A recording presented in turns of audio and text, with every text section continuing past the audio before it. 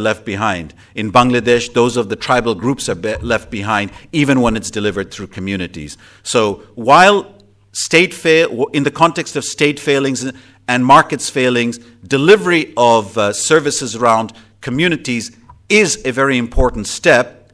If universal access to services is what you and I aim for as a practice, then there is no historical evidence that community-based system can deliver universal access to services. And when I talk about universal access to services, I'm reflecting the mirror image of what Clarissa calls sustainability, right? To scale up private sector goods, you have to actually take communities back into the market. To scale up public goods, you have to actually take communities back into the state. And I think that is probably the most fundamental challenge that we face if, and I say if, universal access is what we are aspiring for. Now, this storyline has, I think, two very important implications. The first implication is about the focus of collective action. When markets fail and when states fail, collective action is around communities doing their own delivery. But if you want to move towards scale-up services and you want to bring communities back into the state, then collective action is about getting communities to hold the state to account. It's a very different form of community mobilization and requires very different skills. How do you get a local government to be held accountable?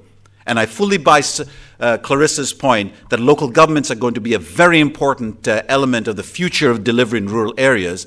How you mobilize communities to actually hold a state accountable is today the story about universal access. Second is the shift to universal access actually means a shift away from pro-poor targeting.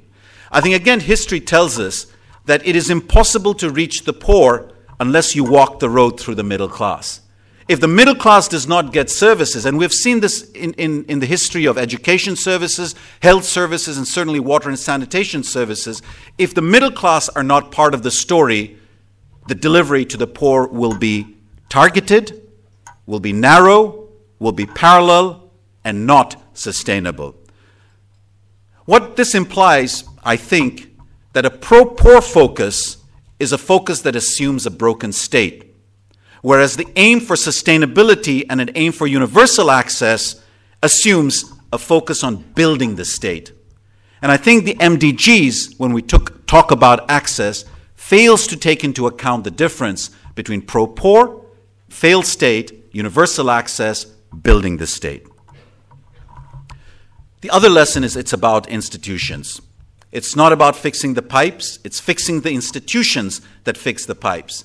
And I think Eddie pointed out very well in his initial introduction, it's not only about asset creation, it's about how assets will be maintained. And then you're back to the story that it's about institutions, it's about state, it's about markets, it's about pricing, and it's about accountability.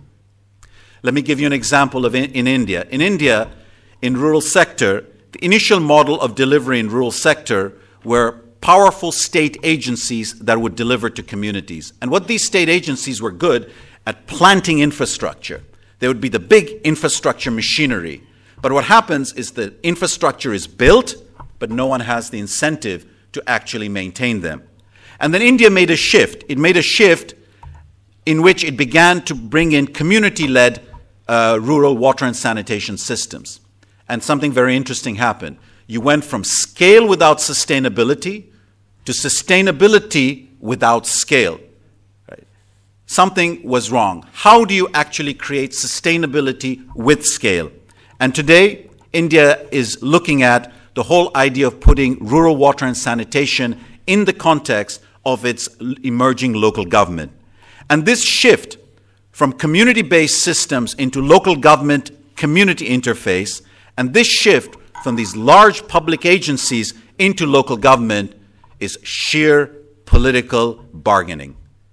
Right? It is not automatic, it's not about technology, it's about how the political economy of these two institutions, those who support, those who belong to these big agencies, and the whole network that support community-led development, how do you move them into a program in which the local state and its citizens are held accountable for sustainable service delivery.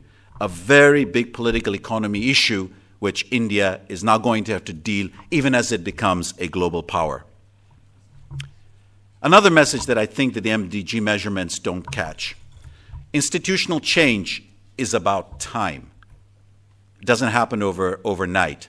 And Laila, who is in OSAID in Pretoria, and I were talking about why things are not moving in Mozambique. And I think it's the way you want to look at it. If you're targeting about access to services, things are not moving yet. We're not disbursing. But it's about building blocks of institutions.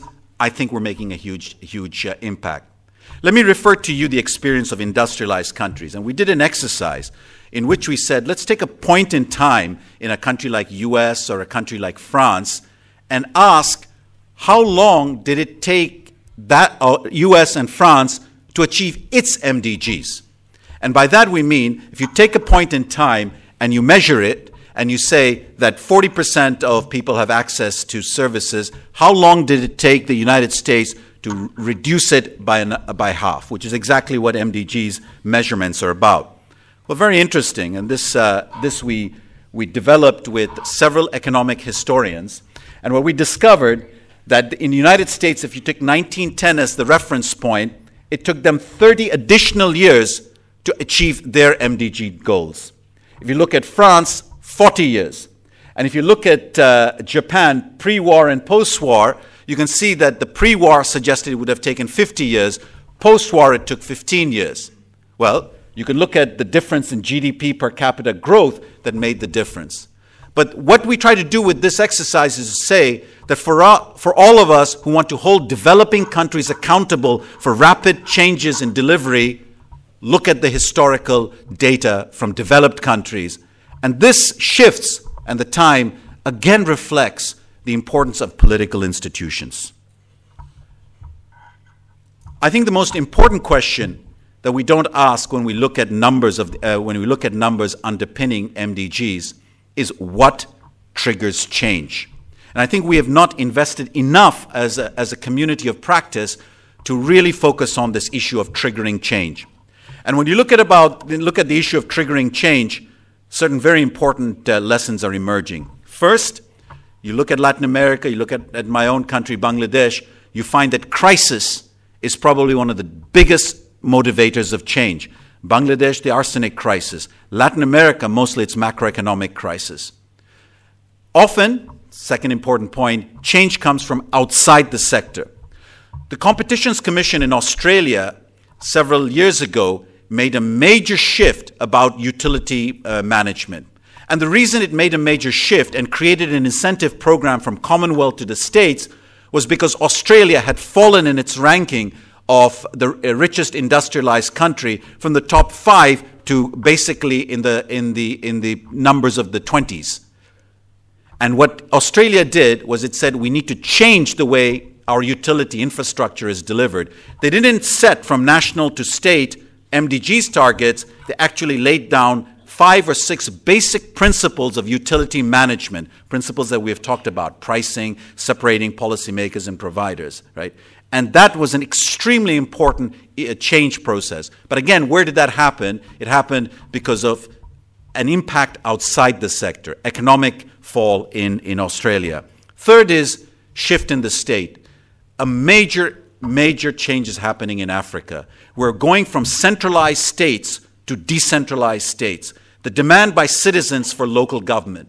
This is a unique transition during which I believe that one can deliver and change the nature of way water and sanitation is being delivered. This kind of political economy change happens only so often in the life of regions and continents.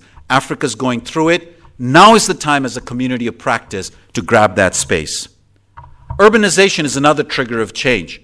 Both South Asia and Africa are undergoing the greatest demographic transition in its history, going from being a rural-based region to an urbanized-based region. And in this transformation is another very important opening to look at how water and sanitation can change.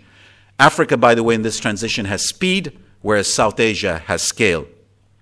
Fundamentally, all of these issues about looking at triggers of change basically says, if you want to change the flow of water, change the flow of money. And the change of flow of money comes very much from the change in institutions and the political situation. Now, I was going to go through how is Africa doing as a sector manager in charge of Africa. Clarissa has gone through quite a few of those graphs, so I'm not going to spend too much time on these, on explaining these. And basically, the first two graphs show how we are on track or not on track in terms of water and sanitation. And the next set of graphs actually show that if you go underneath the MDG's targets, you find service delivery increasing despite population increases, that the quality of service delivery is increasing, pipe water is increasing, open defecation is falling. And then if you look at utilities, pricing, continuity of water, services, etc. are changing.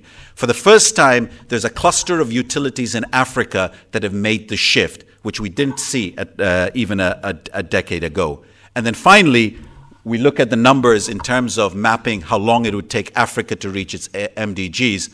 And the punchline is not that different from what the West went through. It would take about 40 years for Africa to reach it at a higher population growth rate and an emerging economic growth. I'll go over this because I see we don't have much time.